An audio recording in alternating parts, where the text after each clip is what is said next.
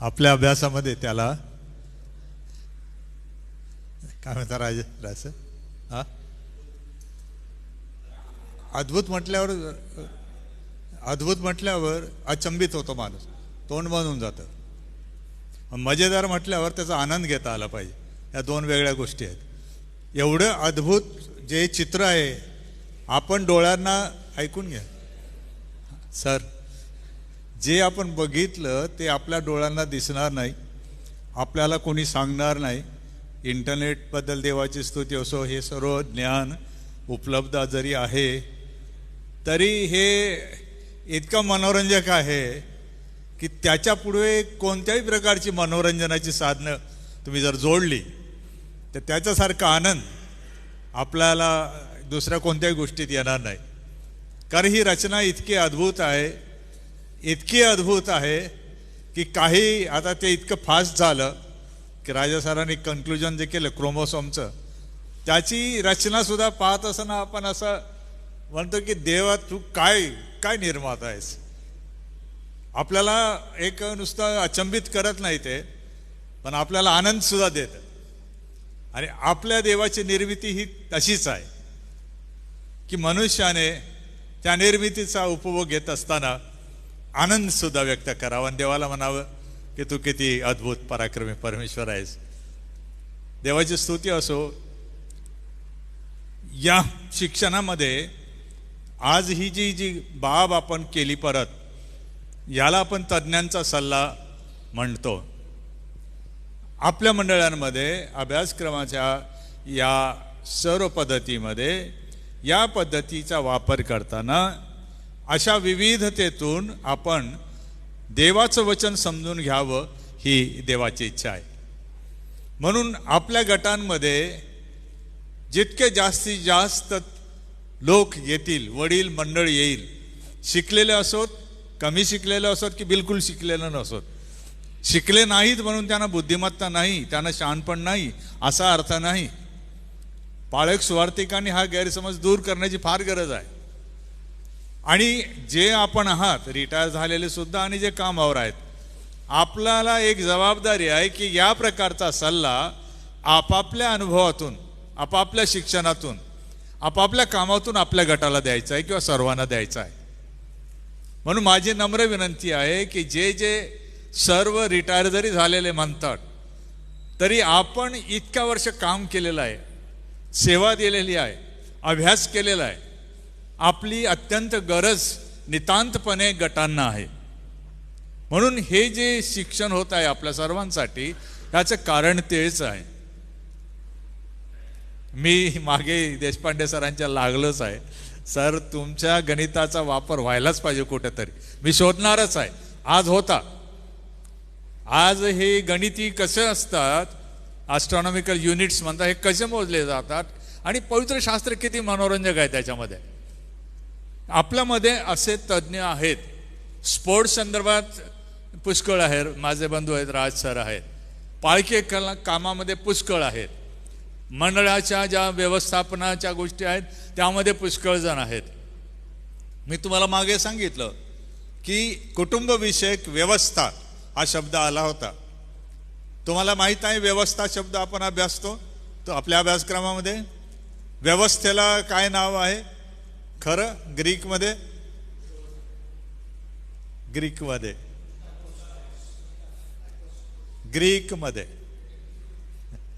ऑइकॉनॉमस.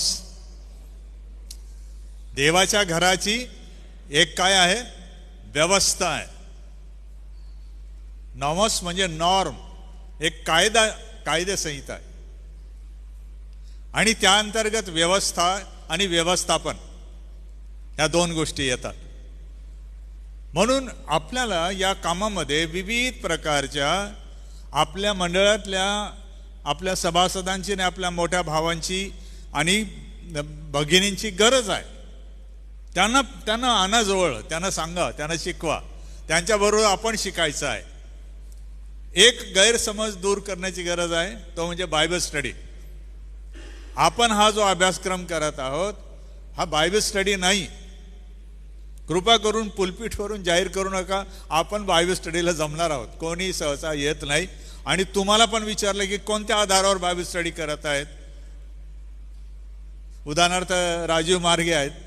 मी विचारलं की राजीव मार्गे सर तुम्ही कोणत्या आधारावर बायबल स्टडी घेता, किती पद्धती झाल्या आतापर्यंत आपल्या अभ्यासामध्ये, ऑनलाईन तुम्ही ऐकलं असेल तर काल परवा मी सांगितली किती पद्धत होती ती. तुम्ही ऐकत नाही किंवा नोंदी करत नाही. ही 5 पद्धती आपण आतापर्यंत पाहिल्या. सेवा करताना म्हणजे देवाचं वचन घोषणा करताना, आपसामध्ये चर्चात्मक पद्धतीने शिकवताना अनेक पद्धतींचा वापर आहे. आणि ते करताना मग तज्ज्ञांचा सल्ला. पुस्तकात आहे ते तज्ज्ञ आणि सोबत आपल्या इथे आहे तसंच. मी सांगितलं की त्या गृहसंहितेचा किंवा मजकुराबद्दल एक विषय जेव्हा आला तेव्हा आपले आज हजर नाहीत सुरेश दादा जांभीलचा, त्यांना मी थोडी आठवण दिली की असं एका मी ऐकलं होतं लहानपणी, तुम्हाला आठवतं का? त्यांना अचानक आठवलं आणि त्यांनी सांगितलं की त्याला काय म्हणत होते की मोडो आबो ही नावाची एक आपल्यामध्ये 100-150 वर्षापूर्वी व्यवस्था होती समाज नियंत्रणाची, कुटुंब नियंत्रणाची. ती पुढे भारतामध्ये जेव्हा आपण स्वातंत्र्यानंतर आलो या देशामध्ये ती व्यवस्था कशी आता पाहिली जाते. आणि मंडळीमध्ये मग हे जे वडील आहेत मोडो आबो, यांची जबाबदारी काय आहे हे पाऊल कसं सांगतो. तर हे जे सल्ला जो म्हणतो तो शिकलेले विद्वान आहेत त्यांच्याकडून पण मिळतो आपल्याला. आणि आपल्यामध्ये अशा प्रकारचे पण अनुभवी लोक आहेत की कुठली तरी एक गोष्ट पवित्र शास्त्राला स्पष्ट करण्यासाठी उपयुक्त आपल्याला ऐकायला मिळते. म्हणून बायबल स्टडी म्हणू नका, हे आपण शिकत आहोत स्वतः. आणि जे आपण शिकतो ते एकमेकाला सांगतो आणि एकमेकापासून शिकतो. म्हणून तुमच्या नोंदी का आवश्यक आहेत म्हटलं तर तुम्ही इतरांना सांगत असताना तुम्ही कोणत्या नोंदी केल्या हे पाहणं गरजेचं आहे.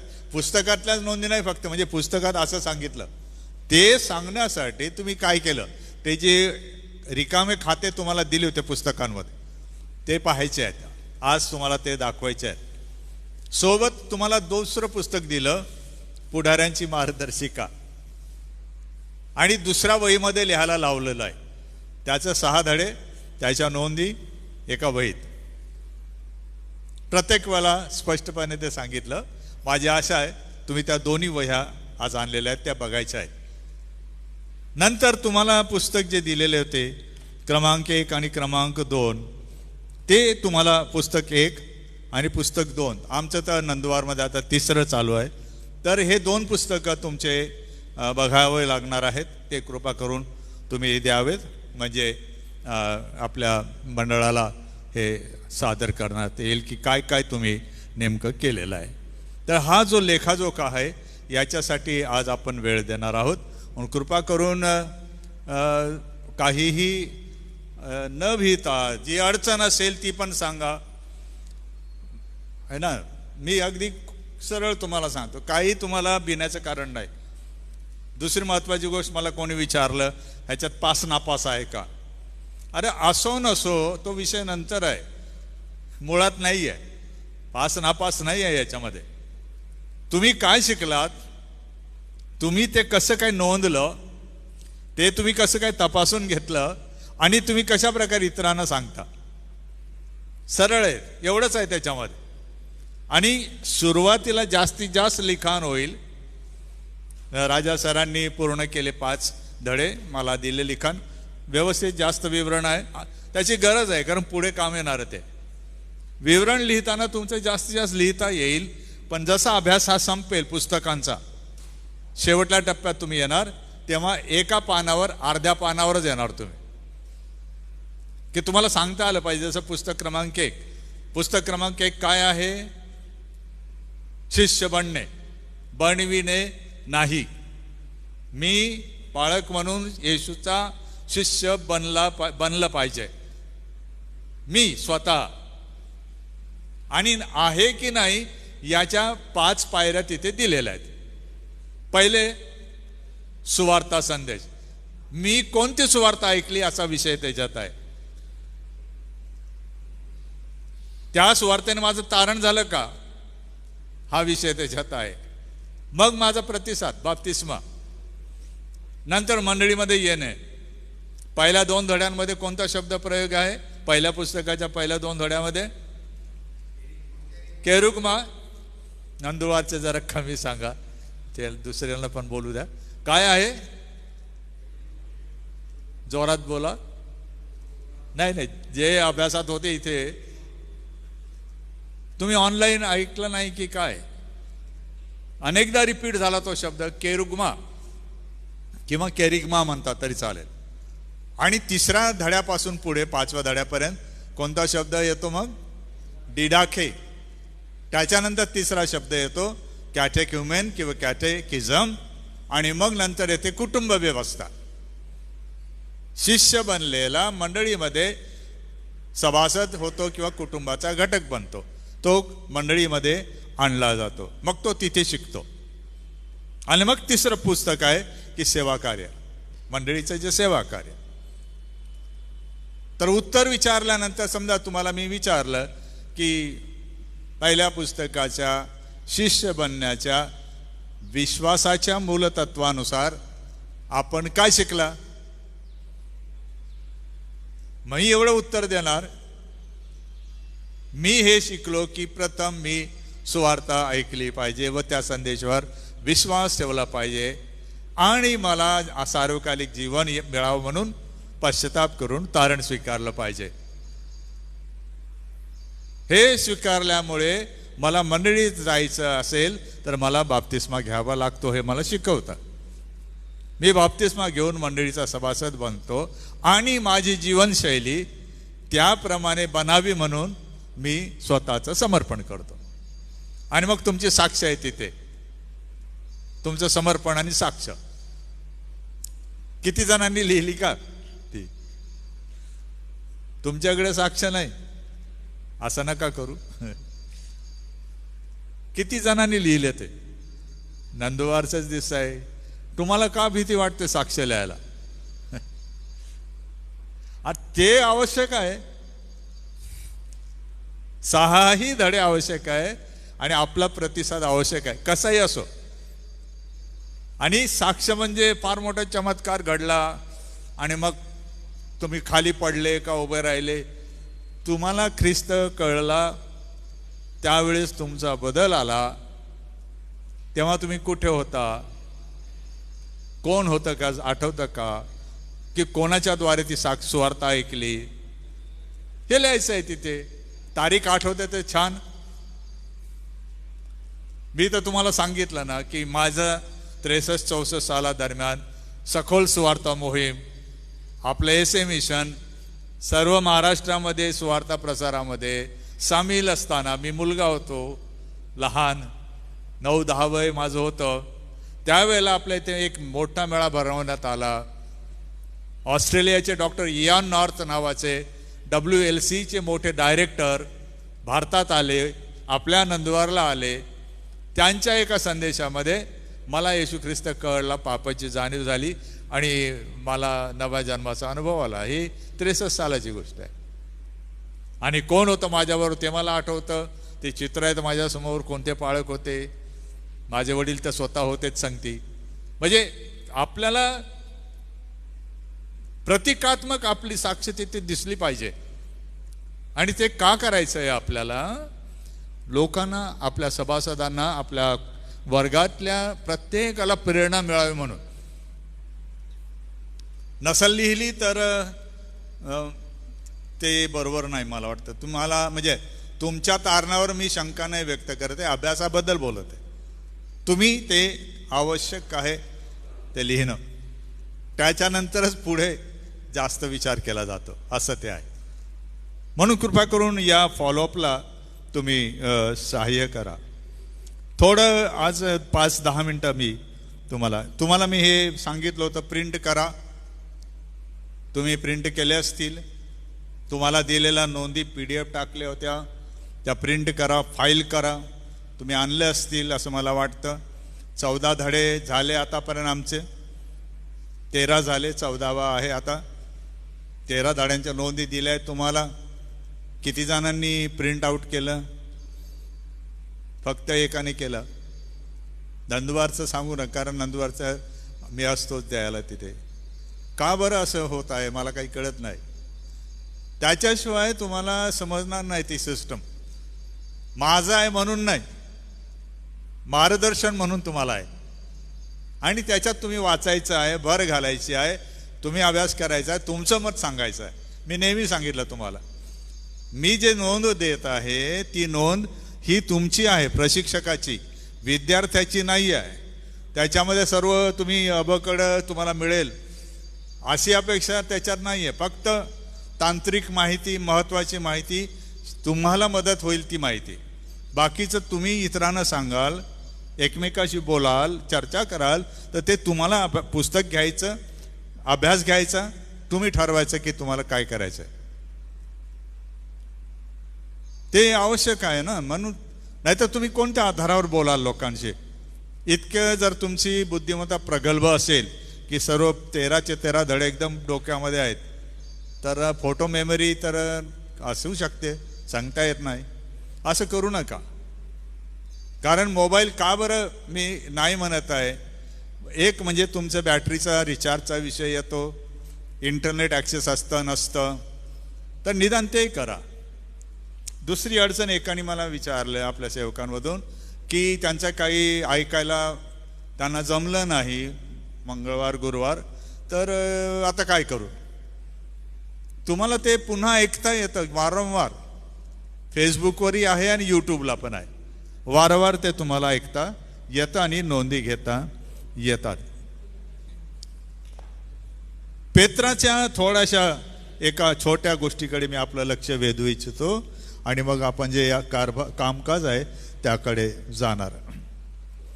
पेत्राचं पहिलं पत्र,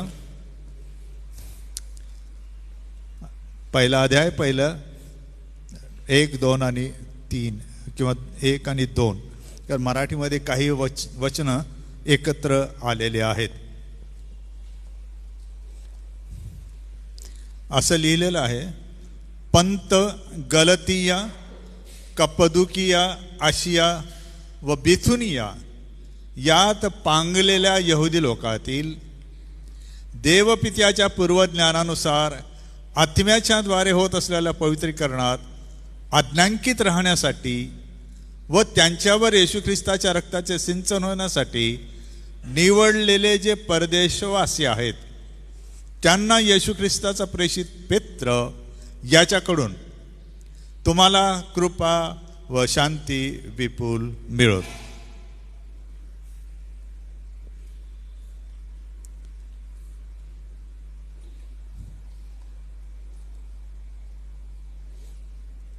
स्लाइडकडे बघा, तुम्हाला समजेल की प्रेषित पेत्र जो आहे तर त्याचं जे कार्यक्षेत्र होतं, कोठून कसं त्याने सेवा केली, तो इस्रायलाबाहेर फार क्वचित सेवा कार्याला गेला, जेव्हा की पाऊल वारंवार गेला. यरुशलेमेहून तुम्हाला कर्सर दिसत असेल तर या इथे यरुशलेम आहे. यरुशलेमेहून तो थेट रोमपर्यंत आपल्या जीवनाच्या शेवटापर्यंत तेथे प्रवास करून गेला. आणि इतिहास किंवा बखरी ज्याला आम्ही म्हणतो, ऐतिहासिक दस्तावेज, त्यामधून असं आपण शिकतो की पेत्र रोममध्ये मारला गेला किंवा रोमच्या वाटेवर असताना मारला गेला. हे दे मग मला. नाही, एकच स्लाइड आहे, अजून जास्त नाही. तर हा भूगोल आहे. मग आता समजा बऱ्याच जणांना दिशा, रेषा किंवा आकारमान काही वेळेला समजत नाही. मग आपल्या गटामध्ये उदाहरणार्थ गॅब्रिएल आहे. मग तुम्ही ढेकवतमध्ये लोकांना हा प्रवास कसं काय सांगाल?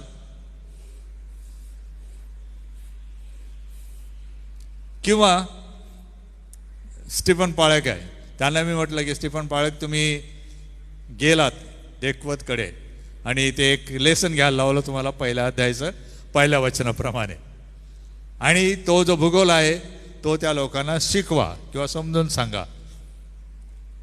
तर साधारणपणे तुम्ही काय करू शकाल त्यांना शिकवण्यासाठी?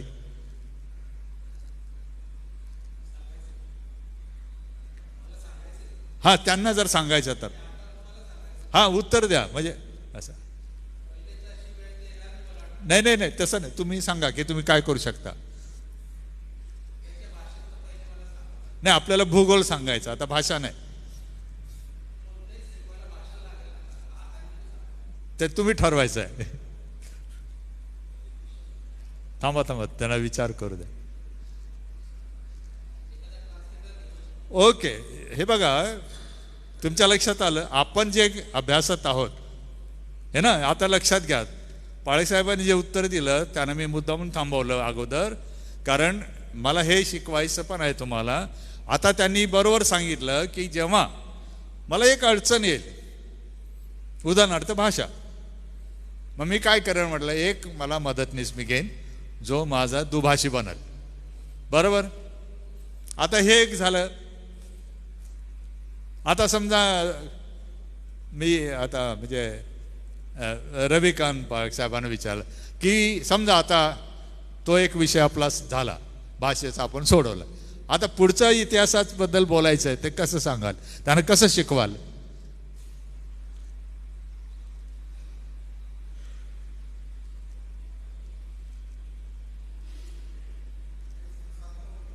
ठीक आहे, अडचण आहे. अडचण आल्यावर अबेल पाळसाहेब तुम्ही काय कराल? भूगोल शिकवायचं आहे तर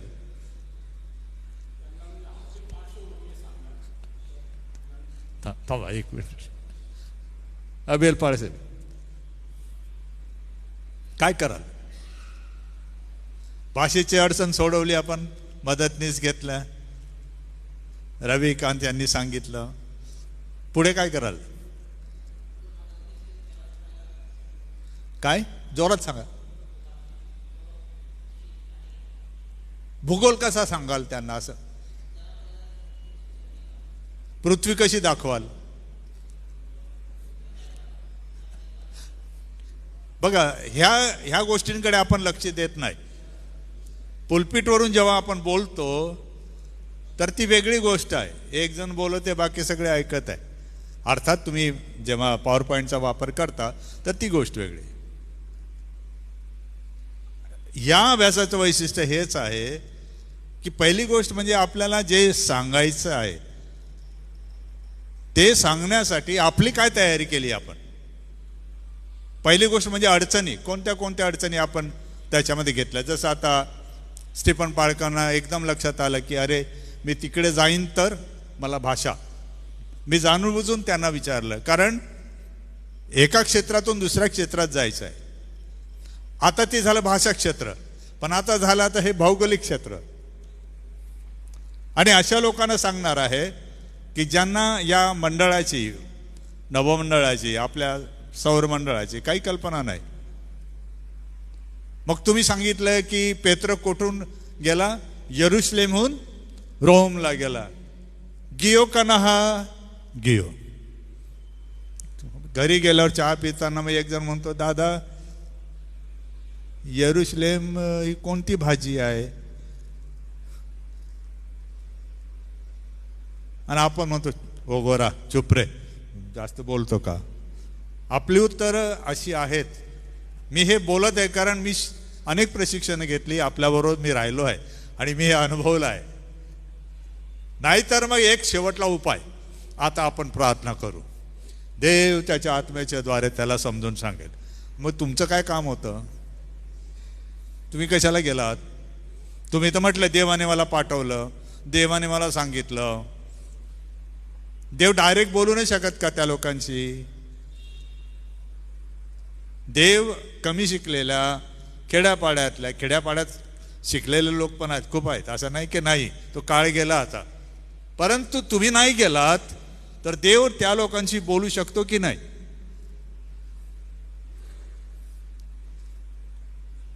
उत्तर काही नाही.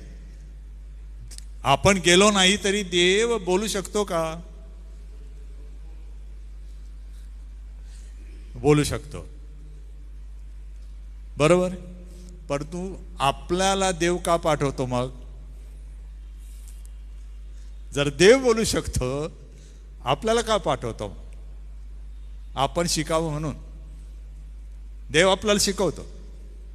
पण देव त्यांच्याशी पण बोलू शकतो केव्हा? जेव्हा तुम्ही त्यांना जे सत्य समजून सांगायचं आहे ते सादर करण्यासाठी तुमची क्षमता तुम्ही बांधता. पहिला धडा होता कर्नेल्याचा. कोणाला पाठवलं कर्नेल्याकडे? पेत्राला पाठवलं. पेत्र कोणाच्या घरी जाऊन राहिला? याप्पोमध्ये. त्याचा व्यवसाय होता कातडे कमवण्याचा. त्याच्या घरी जेवायला तो गेला तरी तो म्हणतो मी अशुद्ध ते काही केलं नाही. म्हणजे पॅराडॉक्स त्याला हा विरोधाभास होता.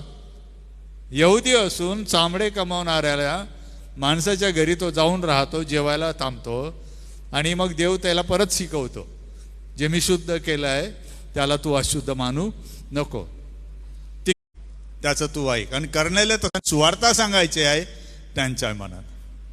आश्चर्य पेत्राचं हे आहे की पेत्राला दृष्टांत केव्हा झाला? कर्नेल्याच्या घरी. तुम्ही नका सांगत जाऊ, त्यांना बोलू त्यांना विचार. बोला तुम्ही. कर्नेल्याच्या घरी जाताना पेत्र याप्पोला थांबला, त्याला दृष्टांत झाला. कोणत्या वेळी?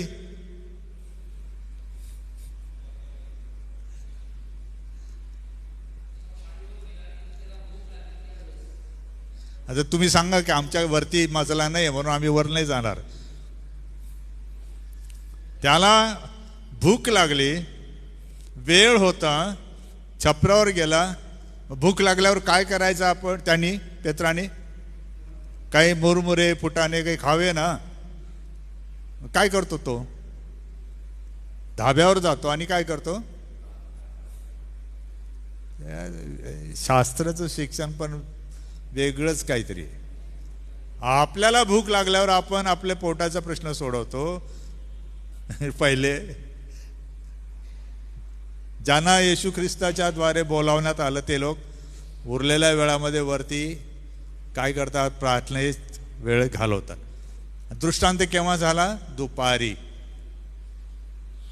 पेत्र झोपलेला होता का? नाही, प्रार्थना करीत जागृत होता. भर दुपारी. देव बोलतो का? हो. का बरं बोलतो? कारण देव जिवंत आहे आणि त्याने आपल्याला एक कामगिरी दिलेली आहे म्हणून. आणि ती कामगिरी पार पाडण्यासाठी पण लागणारी शक्ती, बुद्धी, जसं साहित्य, साधनं, माणसं देव पुरवतो. आणि ह्या अभ्यासामध्ये त्या सर्व साधनांचा उपयोग. असा एकही सदस्य नाही की ज्याचा अभ्यासामध्ये आपल्याला आशीर्वाद मिळणार नाही, असं होणारच नाही. त्यांचं येऊन बसणं सुद्धा आपल्यासाठी आवश्यक आहे, कारण त्यांच्या प्रार्थना, त्यांचे आशीर्वाद आपल्याला हवे आहेत. म्हणून आपल्या गटामध्ये वडील मंडळ, त्यांना जवळ धरा. मी मागे आपल्या कोणाला दासांना सांगितलं, त्यांचा हात धरा, त्यांचा बोट धरा आणि चाला त्यांच्याबरोबर. तुम्ही त्यांना घेऊन नका चालू, तुम्ही त्यांचा हात धरा, त्यांच्याबरोबर चालत ते तुम्हाला पुढे चालवतील. हे वडील मंडळ, त्यांना आपल्याला एकमेकाच्या सहवासात आणून हे सत्य सांगायचं आहे. आणि त्यांना ते सत्य कसं कळतं ते पण त्यांनी आपल्याला सांगायचं आहे. मग आता हे सांगताना खेड्यामधली परिस्थिती वेगळी असू शकते. शहरात भूगोल कसा सांगाल? फळं आहे, कागद आहे, तुम्हाला व्हॉट्सअप आहे. मी तुम्हाला आता पाठवणार आहे, हे नकाशे तुम्हाला देणारच आहे. मी तयारी करून आलो की मला तुम्हाला द्यायचं आहे ना. शिक्षणाच्या आता आधुनिक तंत्रज्ञानाचा वापर आवश्यक आहे. ज्यांना ज्यांना शक्य आहे त्यांनी त्याचा वापर करा. जे आपण डोळ्यांनी पाहू शकत नाही ते आपण सरांनी आपल्याला दाखवलं की अद्भुत आणि प्रचंड आहे. ते कल्पना करत नाही इतकं अफाट हे विश्व आहे. आणि आपण एखाद्या गावात राहतो तर आपल्याला काय वाटतं, मी तर नंदुरबारचं आहे, शहाद्याचं आहे, कोणी सेलिनपूरचं आहे. पण त्या विश्वमंडळामध्ये आपण धूळ सुद्धा नाही. पृथ्वी आपली जाऊ दे 800 कोटी लोकांची गोष्ट, पृथ्वी धूळ सुद्धा नाही या विश्वमंडळामध्ये. इतकी छोटीशी आहे. दुर्बीण लावून शोधावे लागते की पृथ्वी कुठे आहे. हे छाया आपण चित्रे जे बघतो ह्याच्यामध्ये अशी लक्षात येत नाही पृथ्वी. तुम्हाला नेमका क्रमांक माहीत पाहिजे, त्याचं स्पायरल जे वर्तुळ आहे ते माहीत पाहिजे, कितव्या वर्तुळात पृथ्वीचा ग्रह आहे, आणि मग तेव्हा तो समजतो आपल्याला. एवढं अफाट ह्याच्यामध्ये आपल्याला नेमलं. देव करू शकतो, तो करील, पण तुम्हाला त्याने बोलावलं. आणि आपला उद्देश तोच आहे की आपल्यामध्ये एकही असा नसावा ज्याला थोडंफार व्यवस्थित पवित्र शास्त्राचं ज्ञान नाही. म्हणून भूगोल, गावे, दिशा हे माहीत असणं गरजेचं आहे. आता मी तुम्हाला जास्त काही सांगत नाही, परंतु हा त्याचा प्रवास तो रोमला गेला हे तुम्हाला नवीन करारामध्ये आढळणार नाही. त्याचा शेवट रोमला कसा झाला. मागे मी तुम्हाला एक चित्रपट सांगितला होता, तो तुम्ही बघा असं म्हटलं होतं. आठवतं का तुम्हाला? को वारिस. लिहून घ्या, तुम्ही बघत आहे. को वाडिस, KOWADIS, को वाडिस, किंवा क्यू असेल, क्यू किंवा KO वाडिस, WADIS. हा चित्रपट बघा. त्याच्यामध्ये छळाचं वर्णन आहे आणि पेत्राचं थोडं उल्लेख आहे. छान चित्रपट आहे, इंग्रजीत असेल. पण सारांश असा आहे की त्याच्यामध्ये पेत्राला अदृश्य रूपाने येशू ख्रिस्त विचारतो की तू कुठे चाललास. आणि तो पेत्र रोमहून छळ होत होता म्हणून दुसऱ्या देशाला पळून चालला असताना त्याच्याशी बोलला की तू कुठे चाललास. मग अचानक पेत्राला कळतं की हा प्रभू आहे. तर तो येशू ख्रिस्ताला विचारतो, पण प्रभू तू कुठे चाललास. तर येशू ख्रिस्ताचं उत्तर होतं, ज्या रोममध्ये पेत्र नावाचा माझा शिष्य शहीद होण्यासाठी घाबरून पळत आहे त्याच्याऐवजी मी पुन्हा मरायला जात आहे. हे ऐकल्यावर पेत्राचं मन बदलतं. तो परत माघारे रोमला जातो आणि तेथे मारला जातो. असा हा चित्रपट आहे. को वाडिस, क्यू असेल असं मला वाटतं. तुम्ही पुष्कळ बघता ह्या गोष्टी सोशल मीडियावर. काही चांगल्या पण गोष्टी बघा, तुम्हाला ज्ञान मिळेल. दुसरा चित्रपट मी सांगितला होता तो होता बेन हर, BENHUR, बेन हुर खरा उच्चार आहे पण हर. याच्यामध्ये सुद्धा प्रभू येशू ख्रिस्ताच्या काही गोष्टी लेखकाने बकरींवरून घेऊन चित्रपट बनवलाय. फार छान आहे, माहितीपूर्ण आहे. पौलाचे प्रवास आहे, वोयाज ऑफ पॉल किंवा स्टॉर्म्स पॉल फेस्ट. पुष्कळ चित्रपट त्याच्यावर निर्माण झाले. पौलाचे प्रवास, त्याला वोयाज म्हणतात, VOYAJ, वोयाज ऑफ पॉल. हे बघा, त्याच्यात तुम्हाला हे शिक्षण मदत करणार आहे. जे तुम्ही कल्पना करू शकत नाही ते कधी कधी नाटकं, चित्रपट आपल्याला सांगतात. ते सत्य नसतं, ते नाटकीकरण असतं, पण आपला एक अंदाज येतो की काय झालं असावं. पौलाचं जे फुटलेलं जहाज होतं त्याच्यामध्ये फार सुंदर त्यांनी दाखवलं आहे. आपल्याला तेव्हा कल्पना येते की एवढ्या भयंकर चक्रीवादळामध्ये एक दिवस आणि एक रात्र पोहत जाऊन किनारा गाठणं म्हणजे काय असू शकतं. म्हणजे पौल किती शक्तिमान होता हे तेव्हा कळतं. आपण किती शक्तिमान आहोत शरीराने. पौलाकडे बघितल्यावर आपल्याला समजलं पाहिजे की आपण खमक असलं पाहिजे शारीरिकदृष्ट्या सक्षम असलं पाहिजे.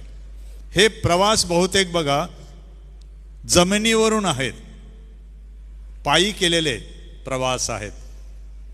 पौलाने पायी प्रवास 10,000 किलोमीटर तरी केला पायी. पेत्र काय करतोय? पत्र लिहित आहे. यरुशलेमहून तो सुरू करतो, अंत्योक्याकडे जातो, आशिया मायनरमध्ये जातो, पुढे तो अखाया प्रांताकडून करिंथून पुढे जातो, नंतर तो इटलीला जाऊन पोहोचतो. असा त्याचा प्रवास आहे. या प्रवासामध्ये ज्या प्रांतांना त्याने पत्र लिहिलं त्या पत्रांचा म्हणजे पहिल्या पेत्राच्या पहिल्या अध्यायामध्ये या 5 प्रांतांचा उल्लेख आहे. पंत किंवा पॉन्टुस, दुसरा आहे गलती किंवा गलतिया, तिसरा आहे कप्पदुकिया, चौथा आहे आसिया आणि बिथुनिया. हे सर्व युरोपातले देश आहेत, आज प्रांत आहेत. तिसरी महत्वाची गोष्ट म्हणजे या प्रदेशांमध्ये पांगलेले यहुदी आणि ख्रिस्ती यांना त्याने म्हटलं. आता हा विषय आहे तुमचा पांगलेले देवाचे लोक. हा विषय कशात मोडतो? बायबल स्कूलमध्ये तुम्ही गेलेला आहात. पांगलेले ख्रिस्ती लोक किंवा यहुदी लोक हा विषय, छळ, अजून बायबल स्कूलमध्ये जो विषय येईल तर तो कोणता असतो? हा पांगलेले, डिस्पर्शन.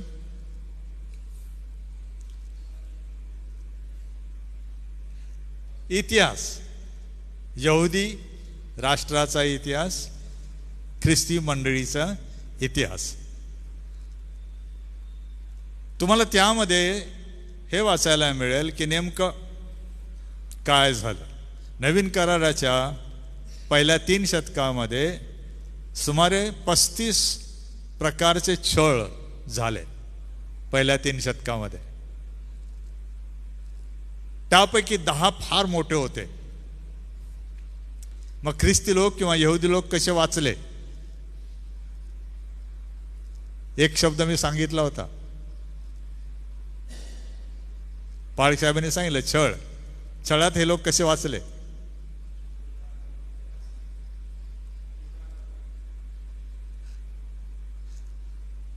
इब्रिकराच्या पत्रांमध्ये आहे. इब्रिकराचं पत्र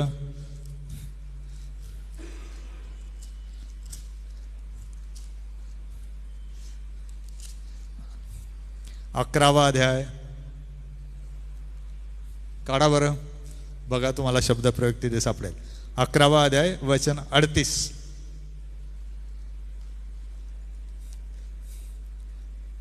स्वतः चांगल्या प्रकारचा बायबल अभ्यास का करावा हे बघा नीट. आता बघा मी तुम्हाला थोडक्यात सांगतो. 38. त्यांना जग योग्य नव्हते. ते कोठून फिरत होते सांगा जोरात? अरण्यातून, अजून डोंगरांतून, अजून गुहातून, अजून जमिनीतल्या विवरातून. विवर म्हणजे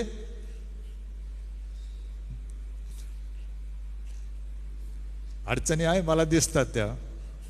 आपण जो बोलतो इब्री 11 मध्ये विश्वासणाऱ्यांबद्दल लिहिलेलं आहे, हो ना, पण आता एक शब्द प्रयोग आला, जमिनीतले विवर. वावर म्हणजे शेत, आता विवर आलं. आहेत ना. आता तुम्हाला नाही माहिती मराठीमध्ये विवर? ह्याच्यासाठी कितीदा सांगितलं, डिक्शनरीचा वापर करा आणि आपल्या लोकांना समजून सांगा. विवर म्हणजे छिद्र. कुठलं छिद्र? जमिनीतले. त्याला भुयार पण म्हणतात. पहिले प्रवेशासाठी छिद्र आणि जमिनीखाली जाण्यासाठीची जागा, त्याला काय म्हणतात? भुयार. विवर म्हणजे अशी जमिनीखाली, जमिनीच्या पोटातली जागा. इंग्रजीमध्ये शब्द आहे, तुम्हाला चित्रपट पाहता येतो, कॅटाकुम्स. परत CATACOMBS, कॅटाकुम्स. जग प्रसिद्ध आहे. ख्रिस्ती आणि यहुदी लोकांच्या इतिहासाचे पुरावे या जमिनी खालच्या शहरांमध्ये आहेत. तुम्ही जमिनीवरची शहरं ऐकलेली आहेत, पण तुम्हाला हे लक्षात असू द्या, जमिनी खाली पण शहरं आहेत. आज ते अस्तित्वात नाहीत, पण कब्रस्तानं आहेत. आणि एकेका कब्रस्तानामध्ये लाखो कब्र आहेत. माझ्या माहितीप्रमाणे एकाच कब्रस्तानामध्ये 6 लाख कब्र आहेत. ते 60 लाख कब्र. इतकं मोठं हे वस्तीस्थान, त्याला कॅटाकुम्स किंवा विवर म्हटलेलं आहे.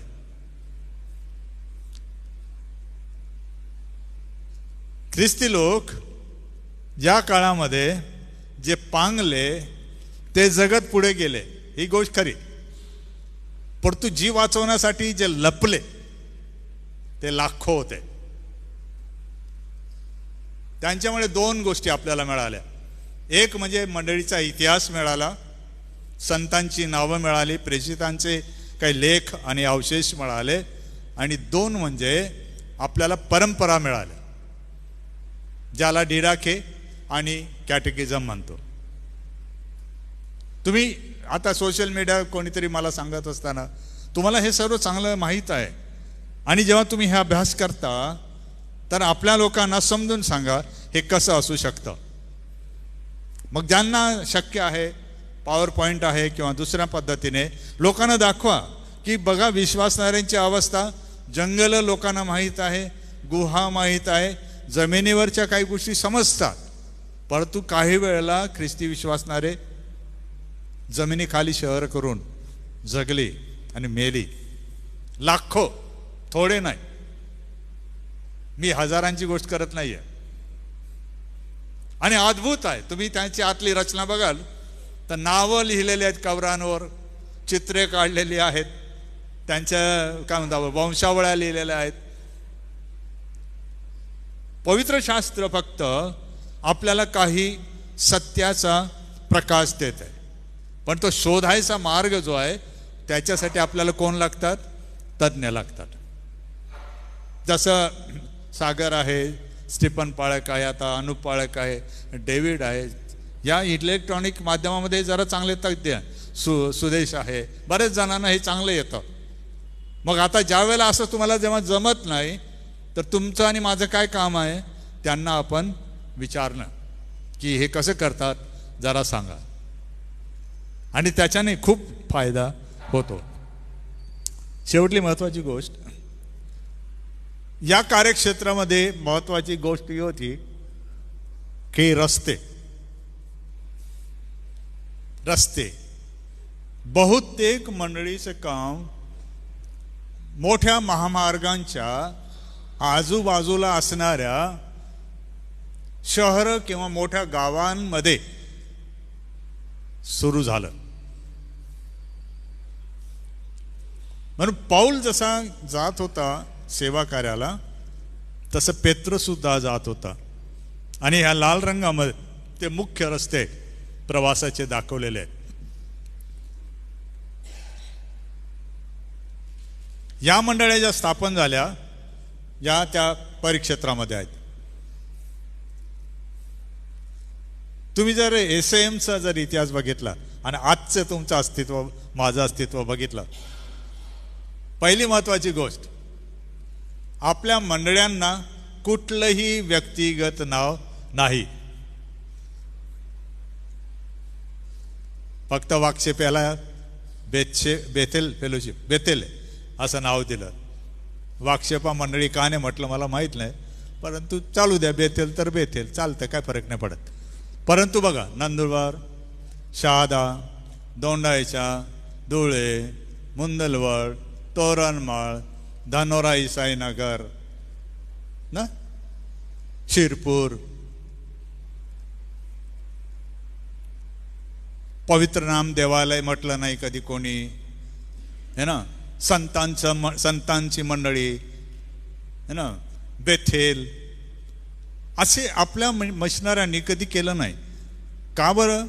कारण ही जी रचना आहे आपल्या SAMची ही पौलाच्या तत्वांवर आधारित आहे. ज्या प्रकारे पौल महत्वाच्या गावांना सुवार्ता सांगून मंडळांची स्थापना करत होता, त्याच प्रकारे आपल्या इथे झालेलं आहे.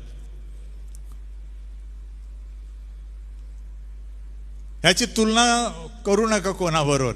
आणि कोणी सांगितलं ब्रदर आमच्या चर्चचं नाव तर असं आहे, होली एंजल, पवित्र देवदूत, आणि तुमचं असं कसं नंदुरबार?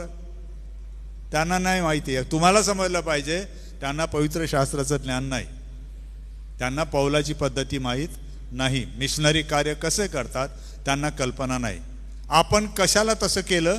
कारण आपलं मिशनरी कार्य आहे म्हणून, आणि त्यामध्ये आपल्याला नेमलंय म्हणून. रस्ते, जर मुख्य रस्ते अस्तित्वात असले तर स्थानिक सेवकांशिवाय इतर सेवक केव्हाही कुठेही जाऊ शकतात, मदत करू शकतात. पेत्र कायम राहिला नाही, पौल कायम राहिला नाही. त्याने स्थानिक नेमल्यानंतर पाहिजे तेव्हा त्यांना जमलं तेव्हा ते गेले, व्यवस्था पाहिली, निर्माण केली, जबाबदारी दिली, काळजी घेतली. परंतु स्थानिक जबाबदाऱ्या कोणाला दिल्या? स्थानिक लोकांना. पेत्राने या प्रकारे मुख्य रस्ते निवडले आणि त्या रस्त्याने जाऊन सुवार्ता सांगून मंडळ्या स्थापन केल्या. किंवा पांगलेले जे लोक होते, यहुदी आणि ख्रिस्ती, त्यांना त्याने पत्र दिलं.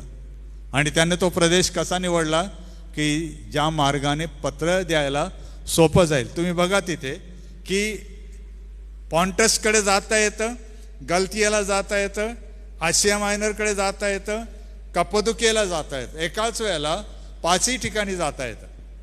असा हा रस्ता आहे. तुम्ही नीट बघा, उत्तर दक्षिण. म्हणजे आपल्याला हे शिकायचं होतं आज सकाळी. तुम्हाला उद्याचा परवाचा धडा तोच आहे की एक, आपलं अस्तित्व हे कशासाठी आहे हे समजून घ्या.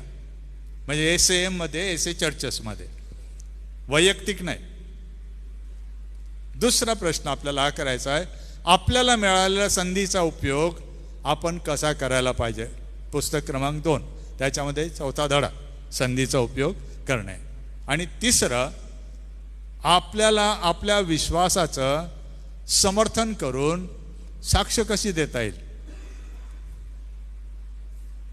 त्यात आता पुढचा जो धडा पेत्रावर आहे तो, त्याच्याबद्दल मी तुम्हाला प्रस्तावना दिली, कारण मला तुम्हाला ऑनलाईन ते दाखवता आलं नसतं म्हणून. पण या अनुषंगाने आपण जेव्हा जमू तर आपण त्याचा अभ्यास त्या प्रकारे करायचा. म्हणून जे तुमच्यामध्ये जे सेवक वर्ग आहेत आपल्यामध्ये, ज्यांना ह्या माध्यमांचा वापर करता येतो, कृपा करून तुम्ही हे करा आपापल्या गटासाठी. मला माहीत नाही आता डेव्हिड शहाद्याला आल्यामुळे सेलिनपूरला तर डमरे आहे बरोबर, आणि मार्गे होता तो तिथे आहे. नाही तिथे मदतीला कोण आहेत डमरेंबरोबर, आणि हा कुठे आहे मार्गे? बोर्डिंगमध्ये आहे. ओके, मला कल्पना नव्हती म्हणून. ओके, तर डमरे तुम्हाला माहीत आहे ना, पॉवर पॉईंट वापरणं वगैरे, प्रोजेक्टर वापरणं येतं ना? हां, मग चांगली गोष्ट आहे ना.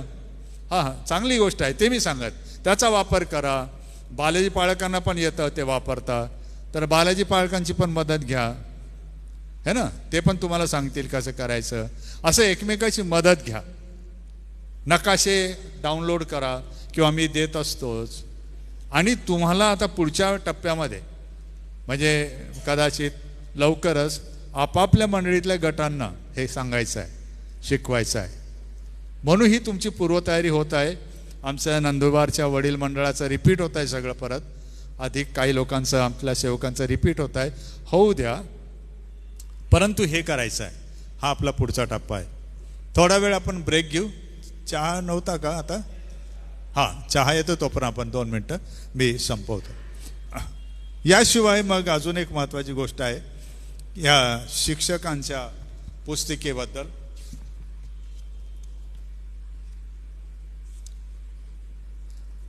कृपा करून मला असं सांगू नका आम्हाला शिक्षण देण्याचं दान नाही असं. बाकी सगळे दान आहेत तुम्हाला पवित्र आत्म्याचे, शिक्षण देण्याचं दान नाही असं सांगू नका. त्याचं कारण काय? शिक्षण ही कला आहे, शिकावी लागते, आत्मसात करावी लागते. प्राध्यापक देशपांडे MPhil केलं असेल, परंतु त्यांना त्या क्षेत्रामध्ये जाण्याची क्वालिफाईंग करावी लागते. त्यांना सेट नेट असतात, बरोबर तुमच्या पण यांचे पण मोठ्या प्रकारचे परीक्षा असतात आणि त्यानंतर त्यांना अप्रुव्हल दिलं जातं की हे या पेशासाठी आहेत. आपलं काय माहीत आहे का बायबल कॉलेजचा प्रॉब्लेम? पास झाले का धाडकन उडी मारून देतात एकदम. पाणी किती खोल आहे माहीत नाही काय नाही, आणि मग एखादा तरुण जातो दुसरा का टांगड्या खाऊन जातो. आणि आपण विचारलं, मी कितीदा विचारतो, तुम्हाला शिकवता येतं का? सरळ हो म्हणता. आणि एक विचारलं मी, कोणती पद्धत वापरता?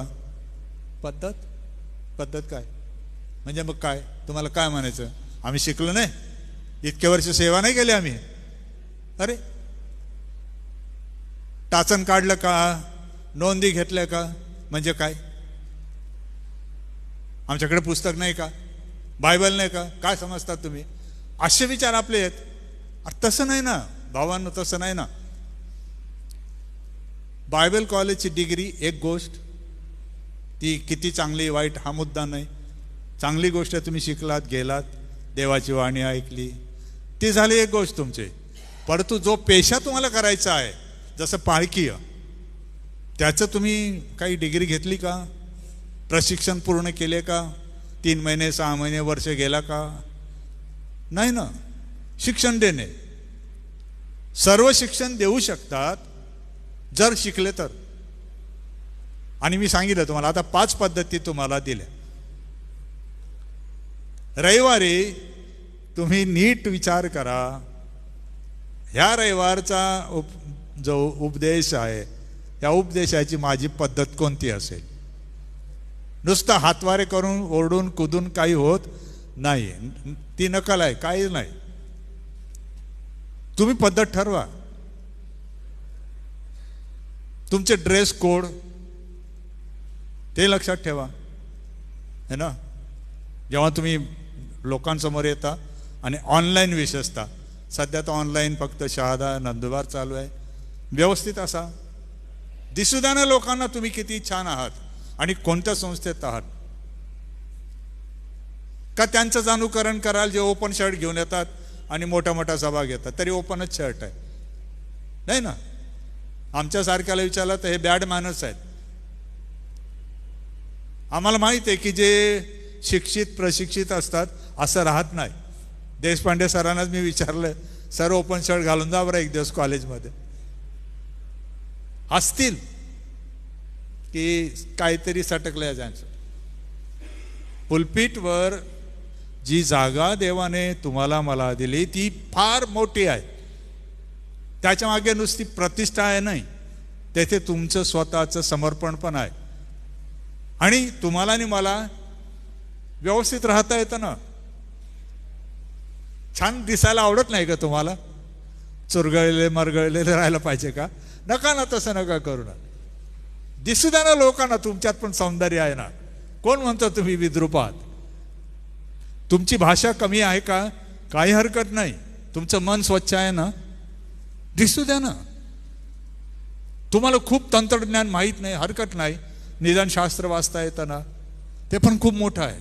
कारण पुष्कळ जण शिकलेले आहेत, शास्त्रच वाचता येत नाही. माहिती आहे का तुम्हाला?